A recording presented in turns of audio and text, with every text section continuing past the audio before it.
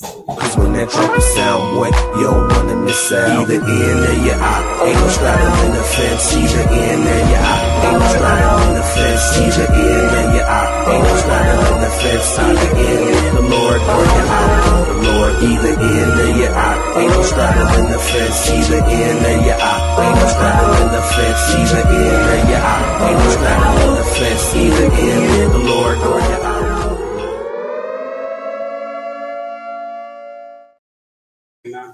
On the TV. Got it out.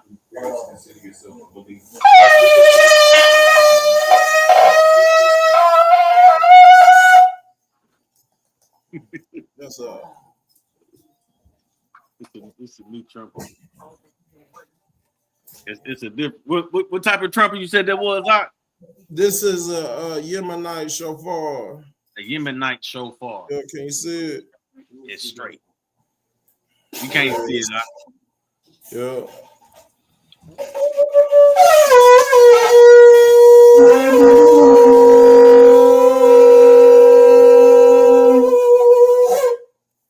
Yes, sir. My turn. Oh, praise you. You're gonna lift up that voice out. You're gonna lift up your voice. Yes, sir. Yes, sir. Welcome to another of these Babylon Streets. What up, Bob? Shalom, Hebrew, Shabbat Shalom, man. Ain't nothing going on but this word, you feel me? Yes, sir. Y'all good down there in that 317? Yeah, man, we good. You know, it's snowing, but the Most High got us gathered in the right place. And, you know, all praises. We safe, we warm, so I ain't got no complaints. Yes, sir. Well, we ain't going to keep the people too long, huh? No, sir. We got 3 current events, and it all has to do with some type of war activity. Don't forget to give me that.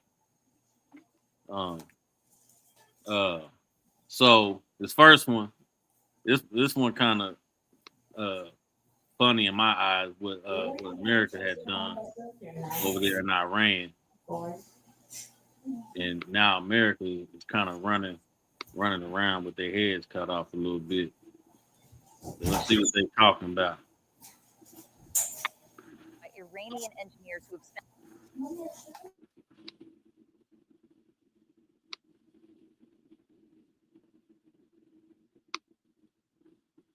and shipped it directly to Tehran. Blunders in modern history, and the consequences are already sending shockwaves through Washington. A single unexploded bomb has now exposed some of America's most closely guarded military secrets, and the nation celebrating? Iran. Last month, Israel launched a precision strike in Lebanon targeting senior Hezbollah commander Haytham Ali Tabatabai. The mission used America's advanced GBU-39B small-diameter bomb, a weapon designed to hit targets with surgical precision. But something went terribly wrong. One of those bombs failed to detonate, and what happened next has left the Pentagon absolutely furious. Within minutes of the failed strike, Hezbollah operatives were on the scene. They didn't panic. They didn't run. They executed what intelligence experts are calling a textbook recovery operation. First, they photographed every inch of the unexploded bomb. Then they carefully defused it. Next, they methodically extracted the electronic components, the guidance systems, and the penetration technology. And finally, they packaged everything and shipped it directly to Tehran. The entire operation took less than 24 hours. By the time Washington realized what had happened, Iran's top engineers were already examining America's precision strike technology under laboratory conditions. U.S. officials immediately demanded Lebanon hand over the bomb components, but Lebanon refused. Sources say Lebanese officials accused America of wanting the technology back so it could, quote, kill more people. The irony was not lost on anyone in the region. The GBU-39B is not just any bomb. It's one of America's most sophisticated weapon systems. Weighing only 250 pounds, it can glide over 100 kilometers to its target using advanced GPS and inertial navigation. Its diamond-shaped titanium nose can penetrate 3 feet of steel-reinforced concrete before detonating. This is the weapon America uses when it absolutely needs a target destroyed with minimal collateral damage. And now Iran has it. Right, not just photographs, not just fragments, the actual guidance electronic. Boy, America done messed up, huh? Sound like a whole bunch of destruction. Yeah. That bomb didn't go off. So now Iran got the same information that America been having with these bombs, and you see how quick they didn't took it apart. Less than 24 hours. So now America running around knowing that Iran know how to build their bombs now. It's crucial. Crucial. This next one I think is Trump is warning of World War III. I think that's what it is. Yep. Talking about NATO.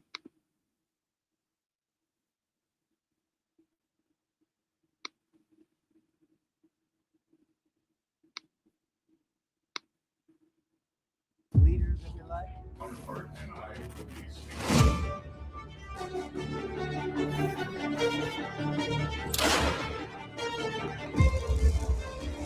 Let it be cut away.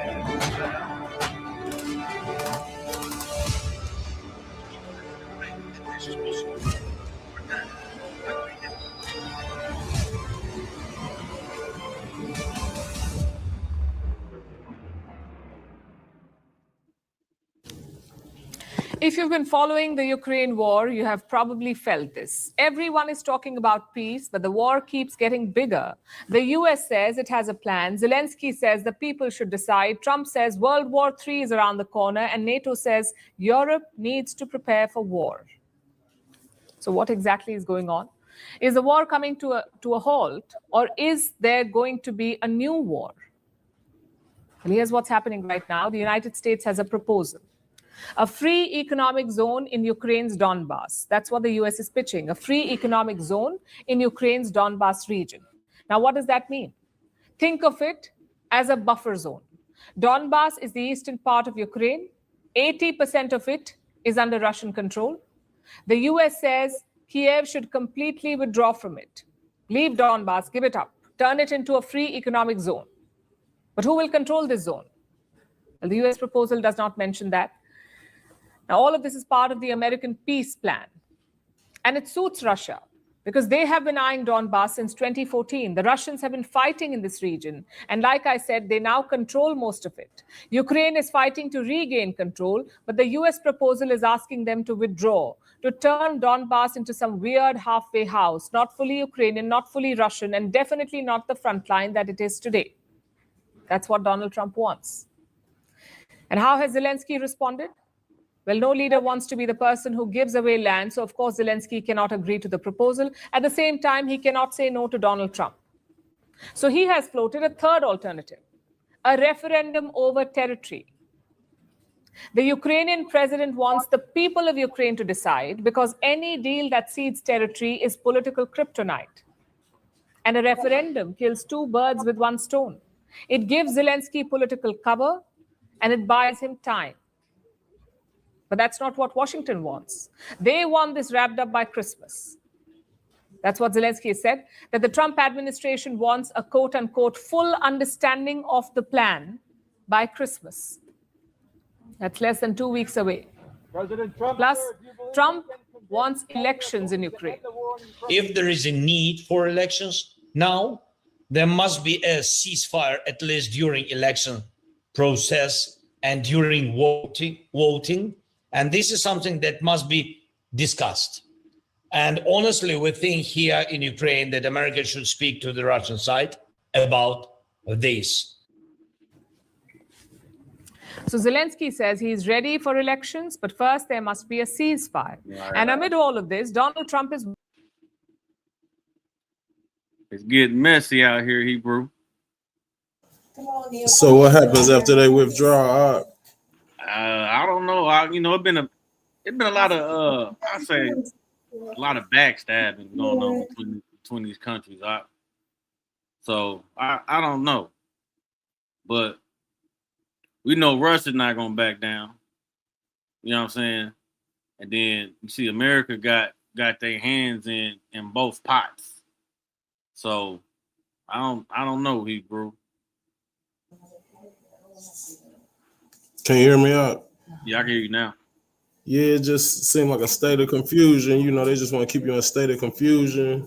just keep the wars and rumors of war going on, so you don't know where to turn, but everybody turning everywhere except turning to the book. Yeah. So we got one more.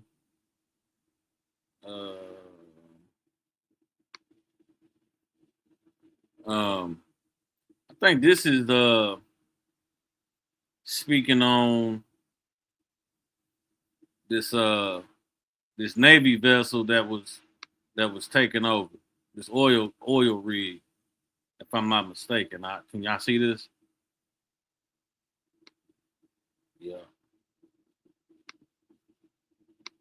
Meantime, President Trump says land operations in Venezuela could start fairly soon. This comes following this week's seizure of an oil tanker linked to Venezuelan crude oil.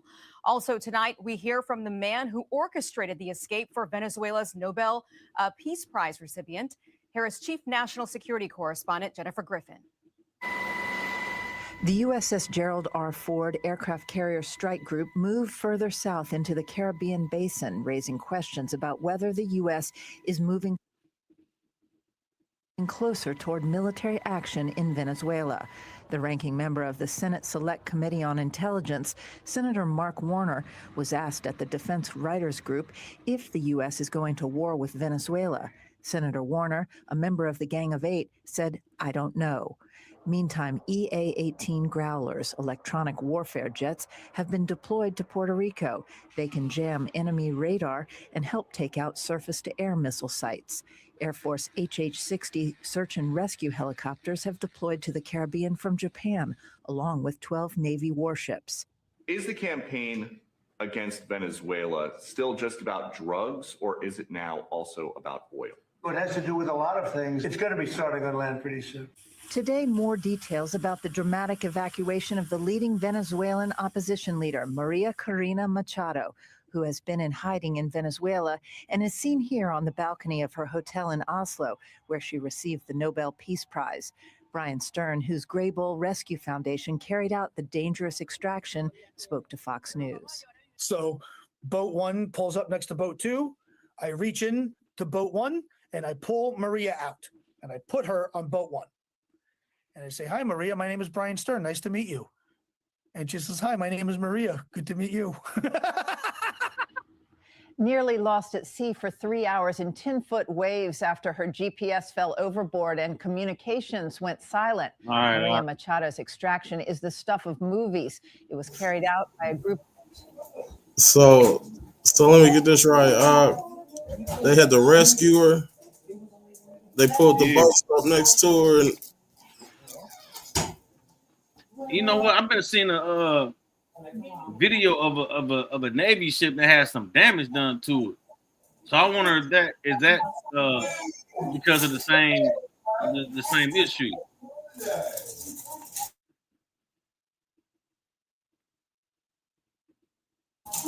Oh, can you hear me out? Yeah. Oh, okay. Yeah, I'm not sure, but that's wild. But Venezuela ain't playing. But look, you know, Venezuela is they whip bricks, right? They not trying to go down no more because if you remember, this was before COVID. It was probably like 2015, 2016. Venezuela had a hyperinflation to the point where they was eating their pets. Loaf of bread was, you know what I'm saying, $500. You know, and that's how the inflation worked. And that's the same trajectory we headed right now. Yeah. You know, and everything about to switch over to digital too. Yeah. So this very money currency, it's all about to change. Yeah. Let's go ahead and hit that Luke 21. Yeah. All praises. All right. This is the book of Luke, chapter 21 at verse 9. So in the book of Luke, chapter 21 at verse 9, and it reads, "But when ye shall hear of wars and commotions, be not terrified, for these things must first come to pass, but the end is not by and by." You want to speak on that, Art? Man, you know, we hearing the rumors of the wars in the communication of these wars. We have to we got to be more grounded with the Most High, and knowing that that our Savior is coming to keep us safe and protect us during these times. So we can't be terrified with what they doing, because they fight is not for us. You know what I'm saying? They're gonna take each other down. So so we have to be more concerned about, you know, the laws, statutes, and the commandments, and getting our life together. So when this time do happen with this Luke 29:21-9, that we're gonna be straight regardless of when this day does happen. Because if we keep on reading down, it's gonna get real ugly. Okay, I'll read down some more. At verse 10, it reads, Then said he unto them, Nation shall rise against nation, and kingdom against kingdom. We seeing that now, right? Yeah, we definitely said that's what we just watched on the videos about. Yeah, we just watched it. It say, and great earthquake shall be in diverse places. And we literally seeing that. Yeah. There's been earthquakes over there in Japan, over there by Russia. Mm-hmm. And them volcanoes too, them volcanoes is waking up too. Yeah, them is basically earthquakes, and they cause earthquakes, cause tsunamis, cause all kind of stuff. Right. It say and famines. That's folks going hungry. Mm-hmm. You know, that's exactly what Venezuela was going through, and that's why they're not trying to let go of no power. They're not trying to go hungry again. Yeah. It say and famines and pestilences. We all went through that with COVID. Yeah. And fearful sights and great signs shall there be from heaven, or Shamayim. And you know, everybody's caught up with the eclipses and the blood moons. I mean, we've been seeing a lot of increased blood moons and super moons and things like that in the you know, astronomical realm. They are going crazy. Yep. So it's going down.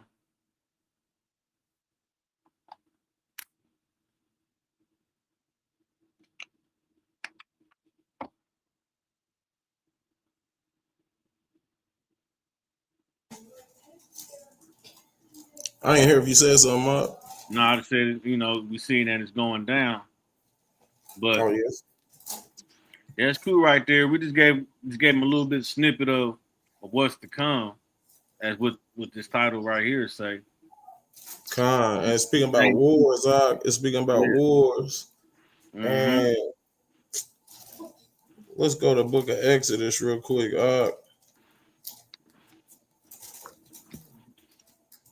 What chapter?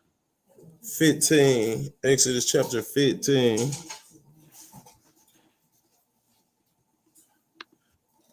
All right.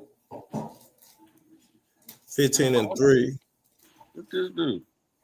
I never seen this do this before. I don't know what I hit. All right, but we good. Come on. We at verse 3. It says, Yahuwah is a man of war. Yahuwah is his name. Right. Mm-hmm.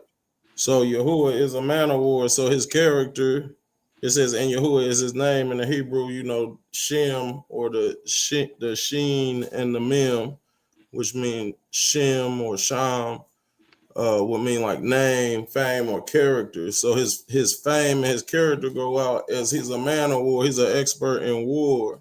So us being Yasharal, the children of Yahuwah, let's go to the book of Psalms 144 real quick, Aki. 144? Yep, 144, because they're talking about the wars, the rumors of war. You know, Yahuwah is a man of war. We're the children of Yahuwah, but through Christianity and all these religions and all this, you know, political correctness, we've been taught to be docile. Don't be men of war. Yeah. But what it say right here in Psalms 144 and 1, it say, a psalm of David or Daoud. It's a Barak or blessed be Yahuwah my strength, which teacheth my hands to war and my fingers to Mm-hmm. fight. Yes, sir. So do it sound like Yahuwah teach your fingers to be docile and be weak and be all just frail and be all? Is that the characteristics of the nation of Yahuwah? No, sir. No, sir. It said he gonna teach your hands to war and my fingers to fight. Mm-hmm. All right. So now you know a lot of folks are questioning a lot of things that's in the scriptures these days, Zach. And you know we're in a holiday season, so-called holiday season, right? Yeah. But everybody trying to get this holiday spirit. But I don't read about the holiday spirit in the Bible. I read about the set apart spirit. Mm-hmm. So we can't have two spirits. You see what I'm saying? You can't be filled with two spirits. You could be filled with the Ruach, or you could be filled with the holiday spirit. We already been going over what the holidays consist of, right? We call them Mm-hmm. holidays because that's where they're Yeah. gonna sing to the depths of hell, because they had nothing to do with Yahuwah. So, how did we get to where we at pledging allegiance to a flag and to a nation that don't belong to us? Once you look into the scriptures, they gave us what they say 66 books in the Mm-hmm.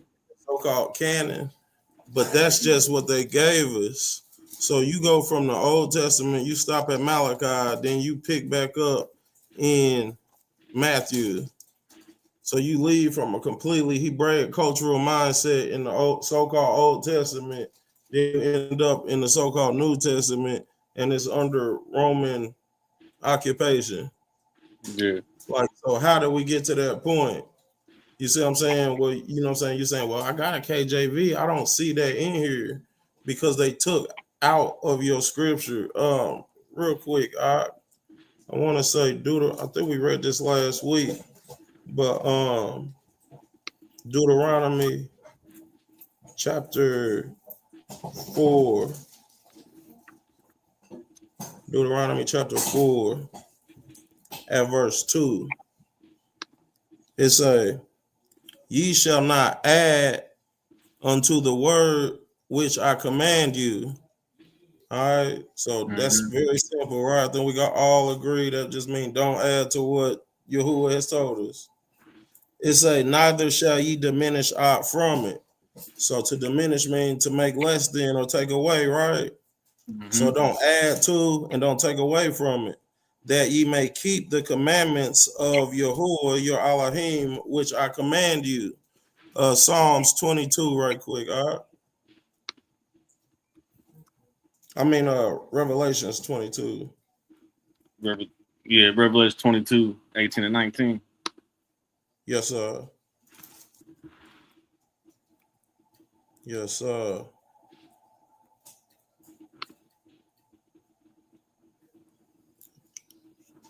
So we just reading what the book say, right? He said, "Don't add to the word that I give you, and don't take away from the word that I give you." He said in Revelations 22 and 18, "For I testify unto every man that heareth the words of the prophecy of this book.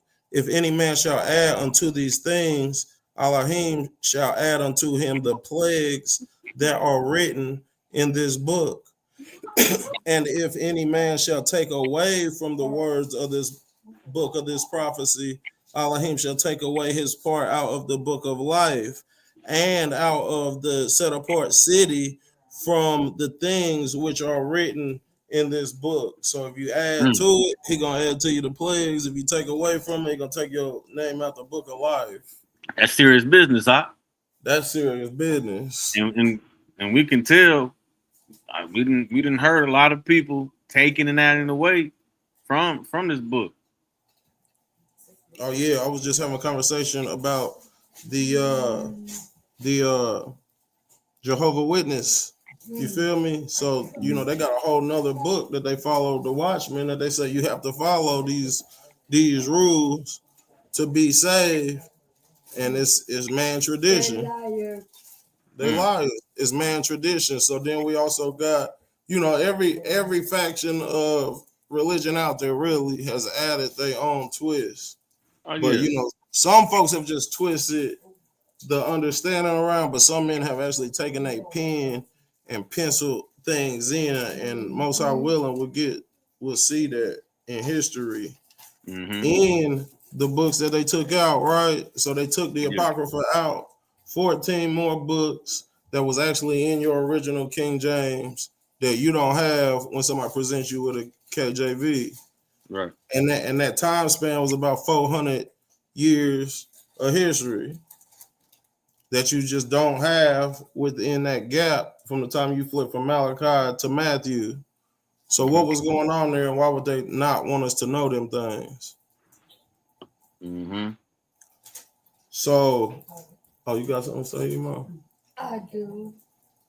I've been studying for the last 4 months, and the Jehovah Witness, their Bible definitely not right. Okay. But I've been studying the Hebrew Bible. Oh, praises. Oh, that contains us.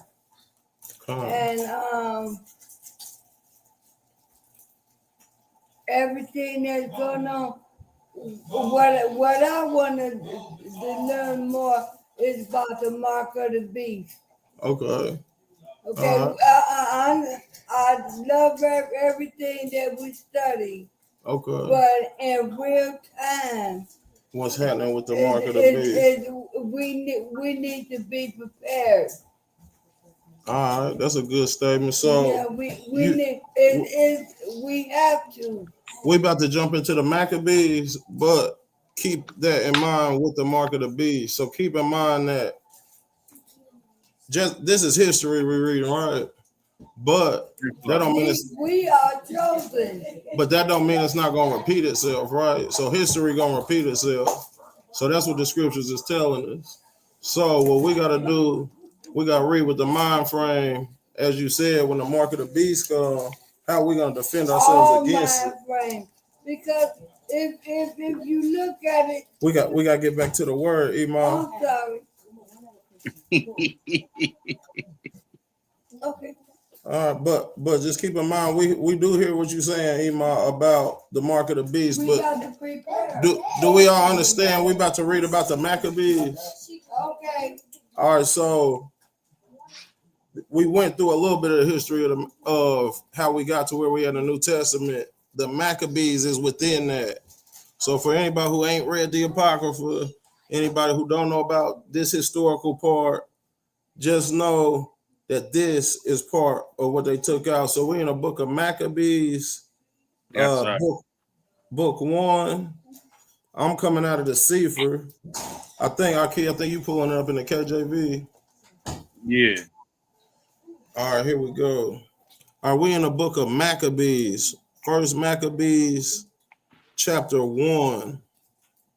And it reads, and it happened after Alexander, son of Philip, the Macedonian, it says, who came out of the land of Kittim, had smitten Darayavesh,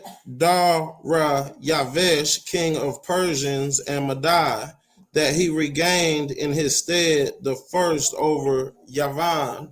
And here in this version on that Aki got up, you'll see it's Greece. So this is the Grecians' dominion.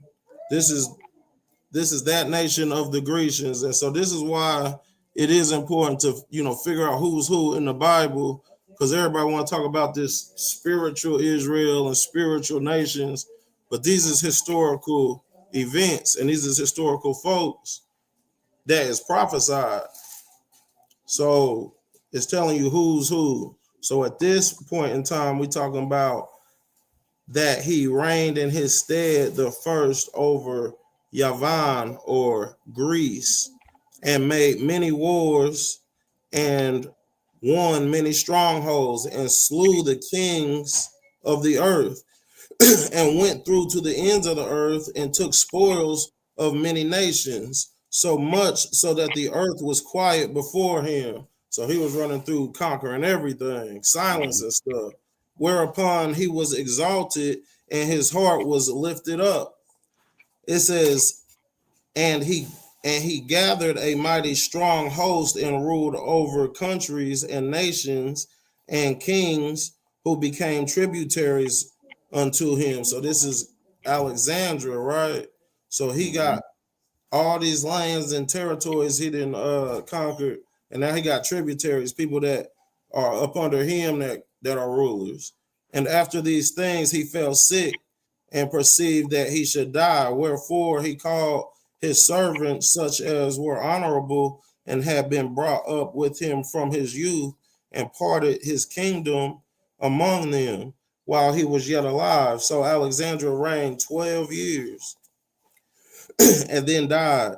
And his servants bore rule, everyone in his place. So Alexander, he conquered everything. He's the Greece ruler. He's, took over all these lands, and then he's sick. Now he's about to part his land up with his closest friends. It says, and his servants bore rule, everyone in his place. And after his death, they all put crowns upon themselves. So he died. Now everybody made themselves a ruler. So did their sons after them many years, and evils were multiplied in the earth. And there came out of them a wicked root, Antiochus. All right, so Antiochus came up out of this lineage of rulers after Alexandria. It says, so Antiochus surnamed Epiphanes. So it's the same person. You hear Antiochus, you hear Epiphanes, that's his surname or his nickname. It's a son of Antiochus the king, who had been a hostage at Rome, and he reigned in 137 years after the kingdom of Yavanim, or the Grecians, right?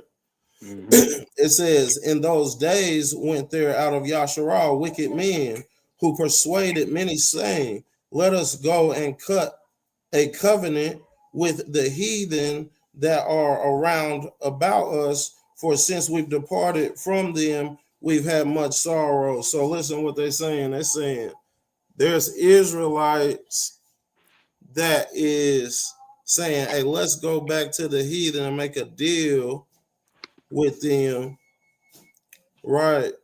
So we could get some of the perks that we had back before we departed from them.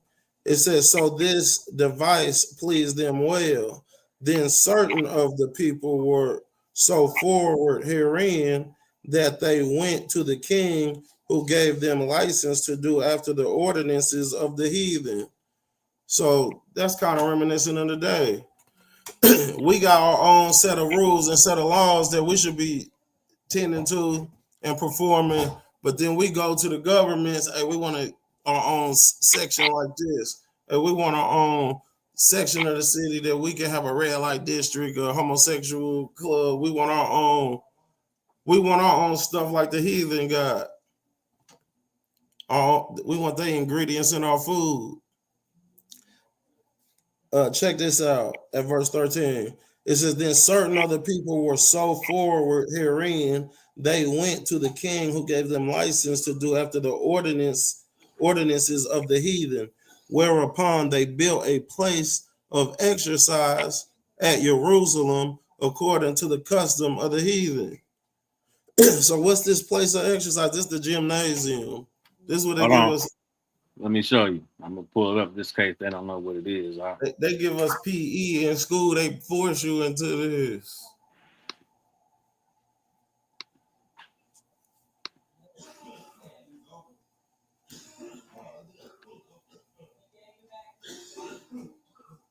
But you see what I'm saying? If you don't know the history, then you don't even know history then repeated itself already. And everybody trying to get tickets to go to the local Coliseum. Every city got one. The Steelers, the Colts, the Bulls. Every city got a modern day Coliseum where all the Spartans and the gladiators go. The bought slaves. Look, you done made it too real for him. What I do? You I done just went pulled on up the the internet. visual. You done pulled up the visual. Ain't no denying that's that's Lucas Oil. Hey, that's what they had in Lucas Oil. Yeah. Yup. It's just Hey. now it's just full of glass and sensors and modern. Yeah. Make it look pretty. Yup. Some of the stadiums, the top come off. Yeah. And some of them, the ground come out. Huh? Like I think in Arizona or California, they got it to where they got real grass and they let it sit outside and get watered and all that stuff. And then on game day, they bring it back in. Well, they got all kind of technology, but it's all trying to pay homage to their ancient customs. And that's what it said here. It said that the Hebrews at verse 14, whereupon they built a place of exercise at Jerusalem according to the customs of the heathen and made themselves uncircumcised. This is the book of Maccabees, First Maccabees 1 at verse 14. And so it says at verse 15, and made themselves uncircumcised and forsook the holy covenant and joined themselves to the heathen and were sold to do mischief.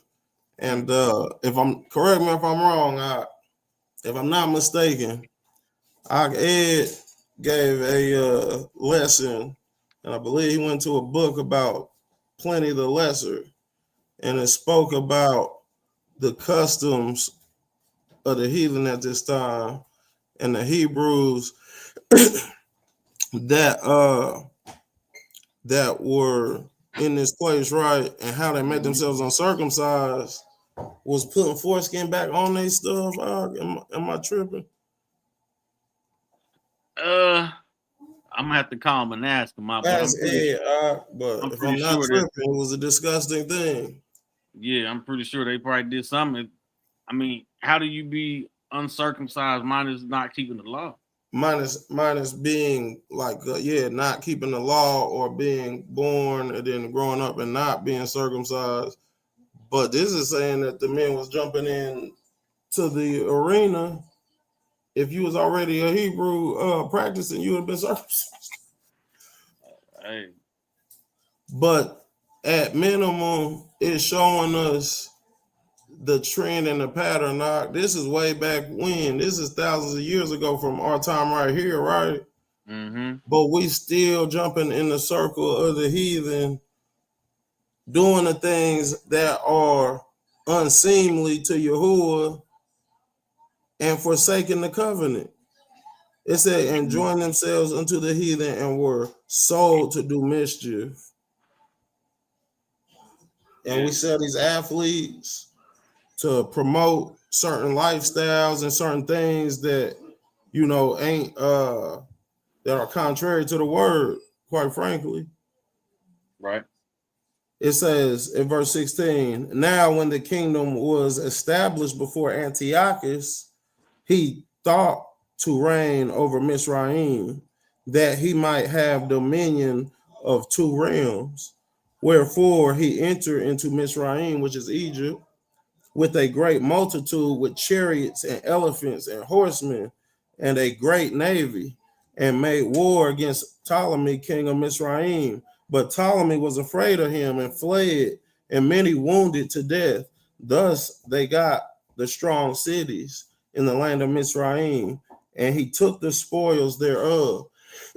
And thereafter that Antiochus had smitten Mizraim, he returned again in the 143rd year and went up against Yasharal and Jerusalem with a great multitude and entered proudly into the sanctuary.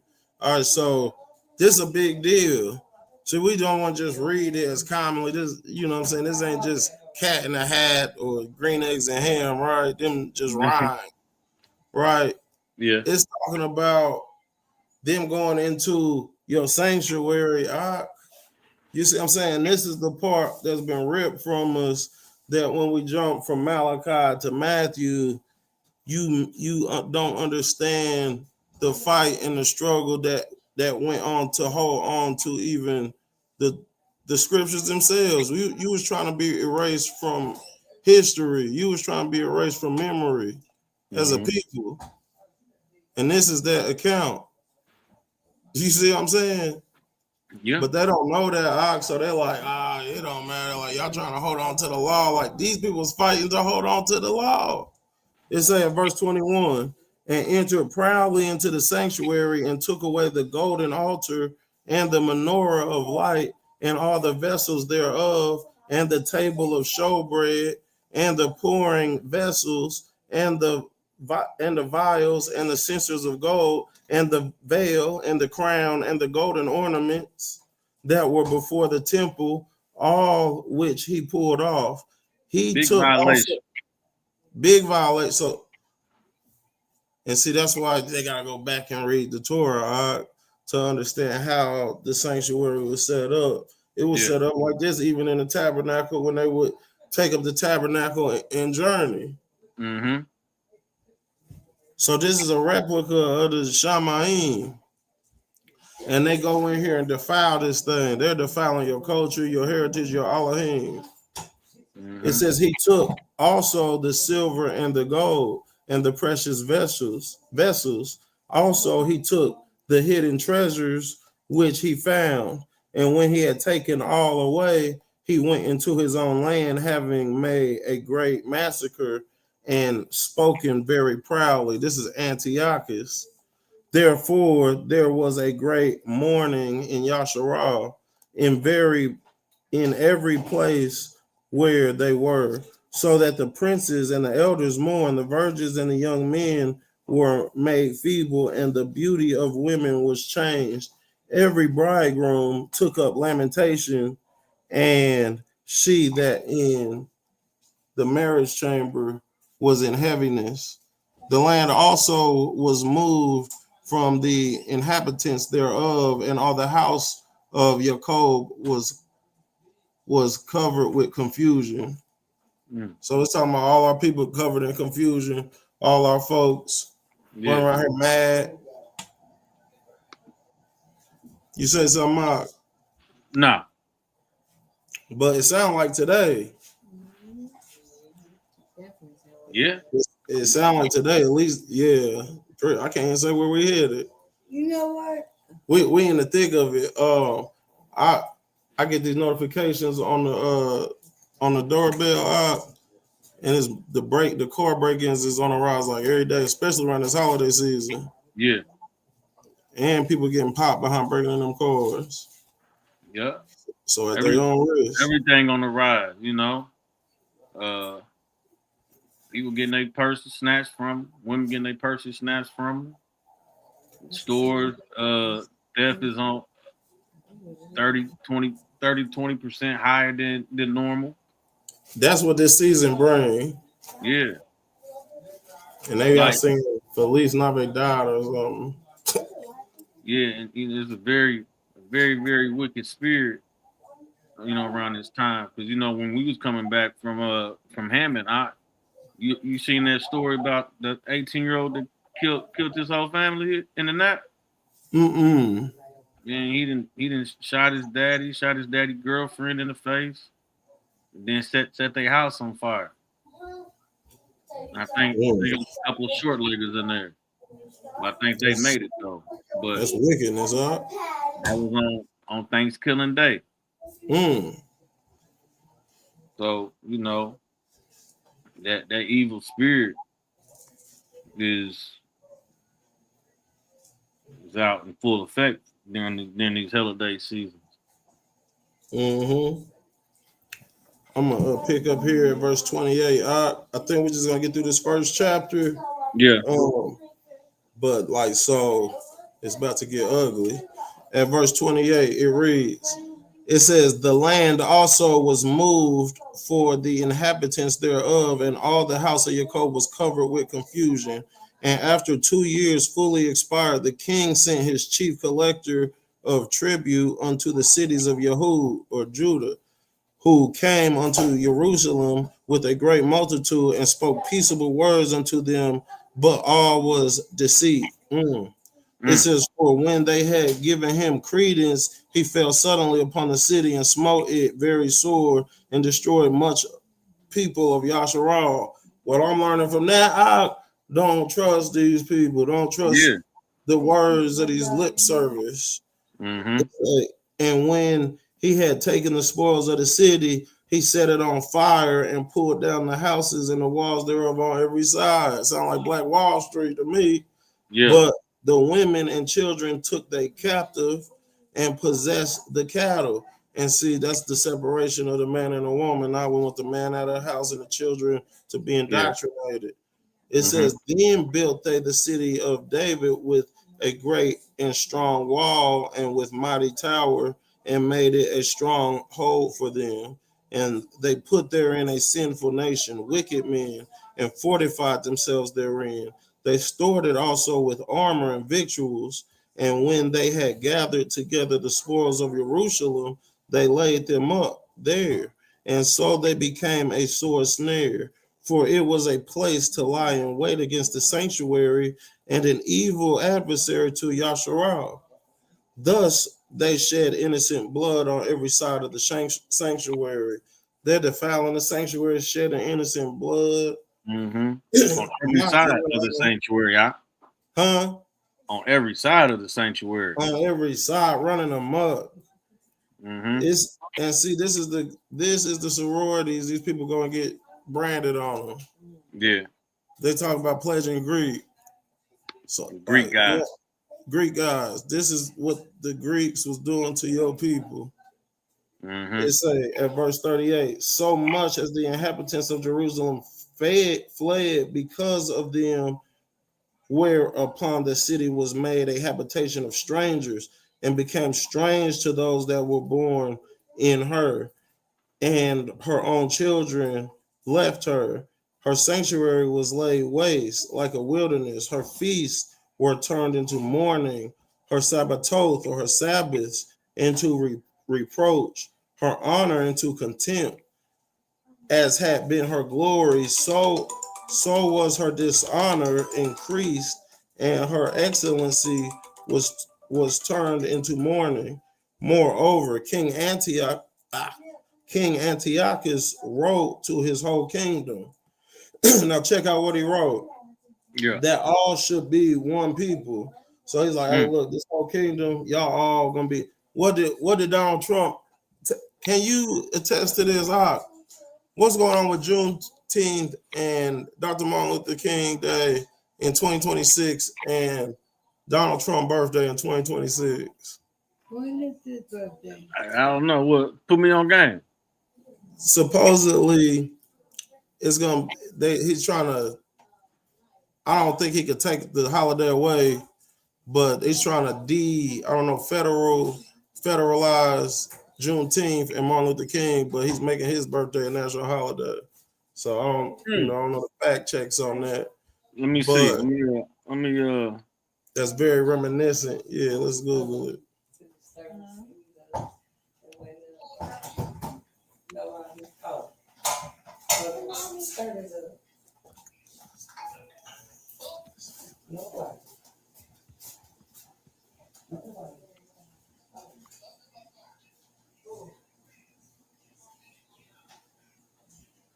Okay, here this go. I got the New York Times. This on the New York Times, and it said the National Park Service will cut Martin Luther King's birthday and Juneteenth, two holidays honoring Black history, from its list of free entrance days next year. Visitors will instead get free entry on June 14, which is both Flag Day and President Trump's birthday. The change followed previous moves by the Trump administration to take down materials mentioning slavery at national parks and come as part of a broader effort by White House to erase or play down Black history at government sites. So that's uh the New York Times. It makes sense because I just seen a post that Mike Strong or Brian, whatever his name is, senator in the Nat, he defunded Martin University. So Martin University is the only historical black school in the Nat, and they closing their doors January 1st too. So that makes sense because I believe him and Trump is buddies. That makes sense too. So if they defunding the historical college in the city, then it makes sense if Trump is going to do that with the bringing together of the people. So it's like, so he's trying to say basically, like, hey, that black history gotta go. This is just all gonna be American history. Hey, forget Martin Luther King Day, forget Juneteenth. Hey, it's my birthday, it's Flag Day, we're gonna represent. But you see the unifying of the people. Yeah. So he said in verse 41, moreover, King Antiochus wrote to the whole kingdom that all should be one people, and everyone should leave his laws. So all the heathen agreed according to the commandment of the king. And I'm not saying Juneteenth or Martin Luther King Day is our laws, but I'm saying we know that's something that the black community hold dear to Come them. together on. Yeah, they together. And he's saying, no, we can't have that. Hey, look, it's about the American flag. Go back up to that one people. What they're gonna try to do during the mark of the beast? That go to what Emo was saying. During the mark of the beast, it's gonna be one. It's gonna be one currency. One currency, one religion, one president.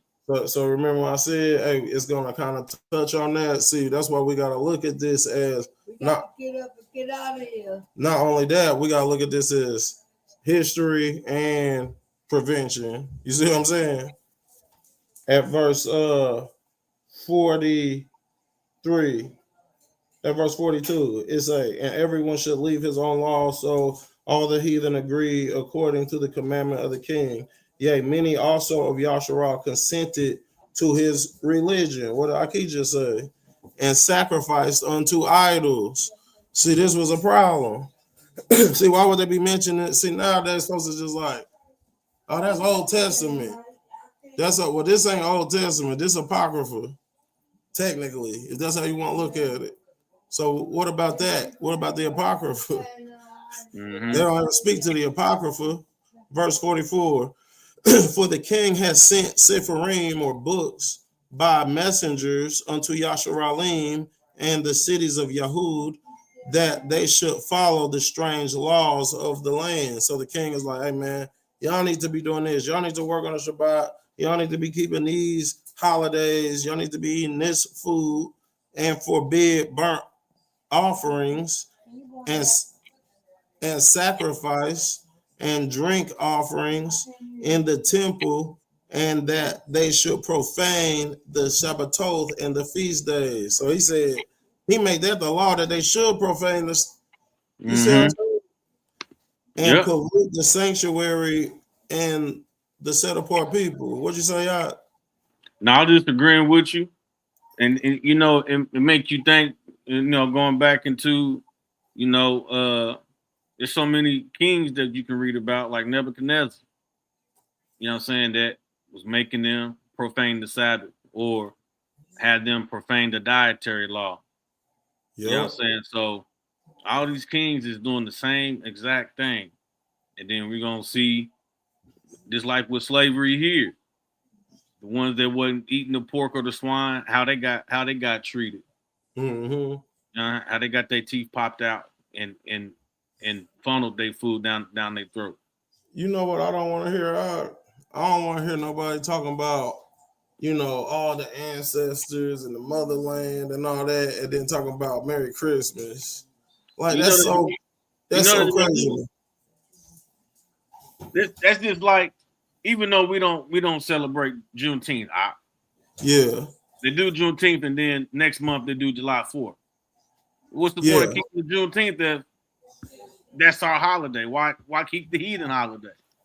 Even though they both heathen holidays, but if one was for for you for this cause, why go and keep the one that's not for the cause? Because they're Babylonian and they're Grecians and Romans and they're heathens in the mind. Even if they in the flesh, Hebrew Israelite, in the mind, you still heathenistic because you can't let go of their ways. But like, man, you going directly against what your because they be talking about Ashe and the ancestors, but you going against what your ancestors did. Yeah. You going against what your ancestors fought for. Yeah, you So was you the just a fraud. fireworks. You was the light show. Mm-hmm. What verse we was at? Verse 47. Set up altars and Asherah poles. So that's a false goddess. And chapels of idols and sacrifice swine's flesh. Sacrifice swine's flesh and unclean beasts, that they should also leave their children uncircumcised. So now these folks is leaving their children uncircumcised. See, they're just going against every asset of the Torah. Yeah. It says, and make their souls abominable with all manner of uncleanness and profanation, to the end they might forget the Torah and change all the ordinances. So that was the whole purpose. The purpose is so that they would forget Torah, which y'all have done. We have done as a collective, but us as the remnant waking up, we trying to tell y'all, you see what I'm saying? You have forgot the Torah. You forgot the law. They made a ransom with the king, God. They made a ransom with the king. We'll keep whatever you want us to keep. Just don't kill us. We didn't see what you could do. That's called selling out. Yeah. It say, and whosoever would not do according to the commandment of the king, he said he should die. I didn't even read that part. In the self same manner, wrote he to his whole kingdom and appointed overseers over all the people, commanding the cities of Yahoo to sacrifice city by city. Then many of the people were gathered unto them, to wit, everyone that forsook the Torah, and so they committed evils in the land and drove Yasharal into secret places. And this is coming again too. Yeah. Right? You ain't gonna be openly, hey man, I'm Yasharal, man. We ain't working on Shabbat. Are you talking that religious talk? Hey, we got one over here. Dead or alive. Yeah. Dead or alive. That's the balance. They're gonna be calling it. I'm not really pointing at you, but that's how they're gonna be pointing them out. Hey, we got one over here. He sound like he been studying that. Just like Kaf, Peter, his speech betrayed him. You're gonna have to choose a side. Verse 53, and drove Yasharal into secret places, even wheresoever they could flee for help. Now the 15th day of the month Keselu. Okay, so this is this period of time we're in now, which is like the 9th, I believe, month. I believe it's it would tell us what month it is. It's either the 9th or 10th month.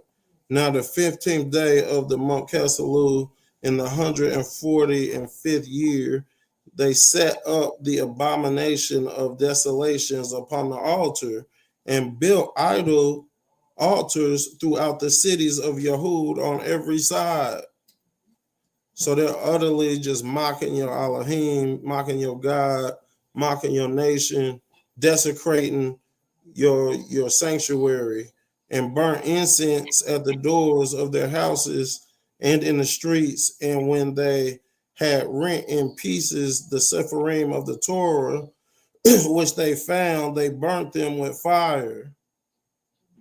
It says, and whosoever was found with any sefer of the covenant, or if any committed to the Torah, the king's commandment was that they should put him to death.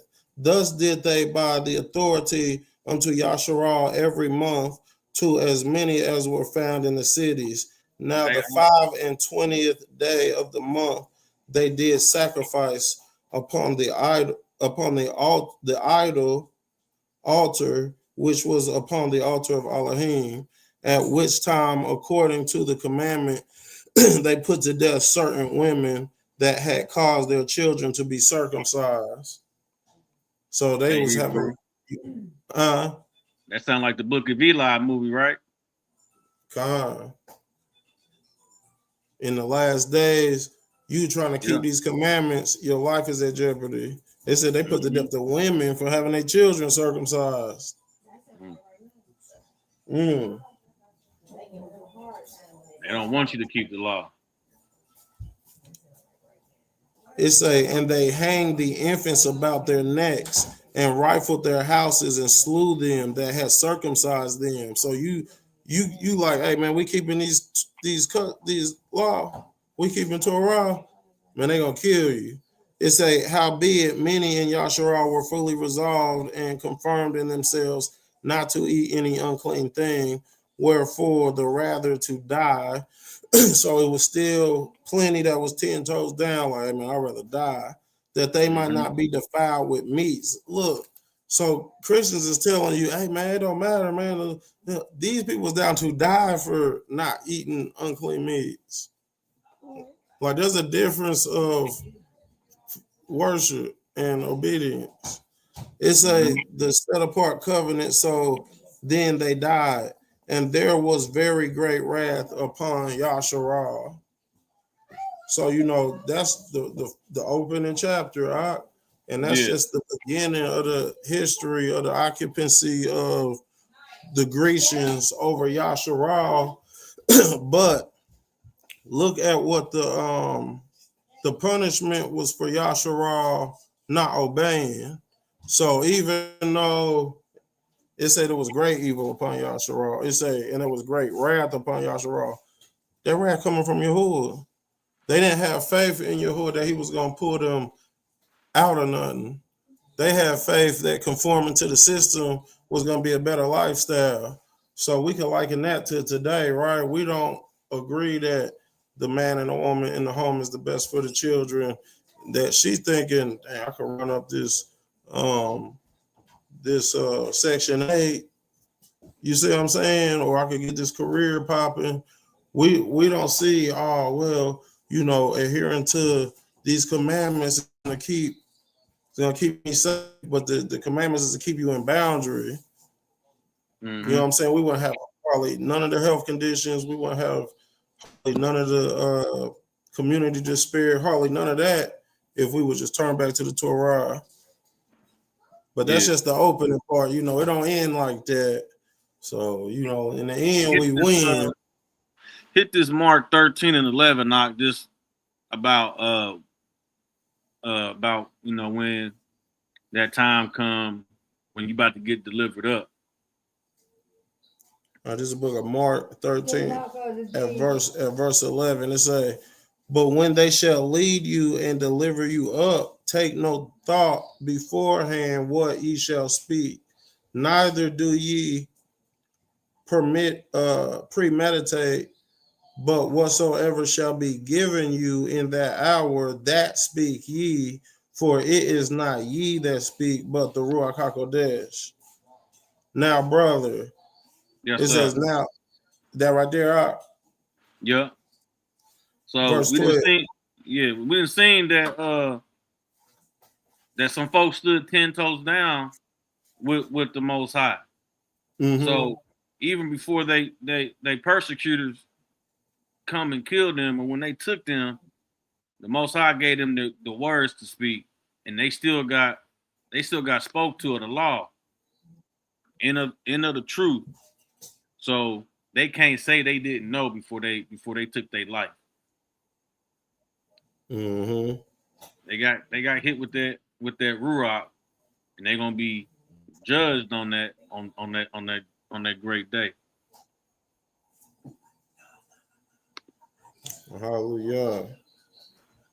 Well, I think we could put a bookmark in it there. Most High willing, during this feasting time, Most High willing, we can come on here and keep expounding. We don't have to wait for a whole Shabbat to come on. We entering into that season of dedication. So We say Shabbat Shalom to all of Yasharal. We say happy Feast of Dedication for those participating and just rededicating our minds towards the Most High, towards keeping these commandments and fulfilling our destiny in the Mashiach. Yes, sir. You got anything you want to say to him, Aki?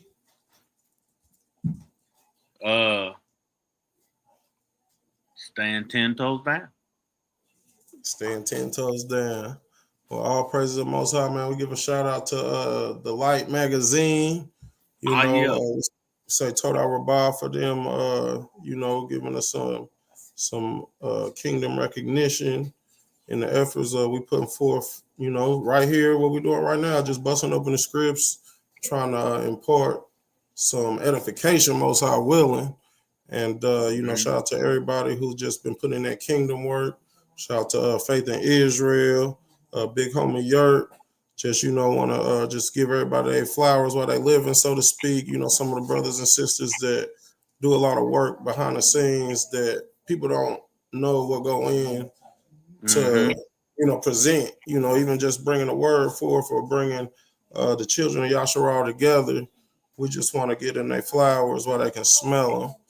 So, yes, not to take anything away from any of the elders or any of the, assemblies throughout the four corners, man. Y'all keep doing y'all kingdom work. Keep putting in your brick. Everybody put their brick in, and at the end, we got a house. Yes, so all praise the Most High. Anybody over there got any questions, Art? Y'all got anything y'all want to add? No, sir. No, sir. All right. Well, I think everybody just say big Shabbat Shalom, Shalom. Shabbat Big Shalom. Shalom. Shalom. All right, then. Yes.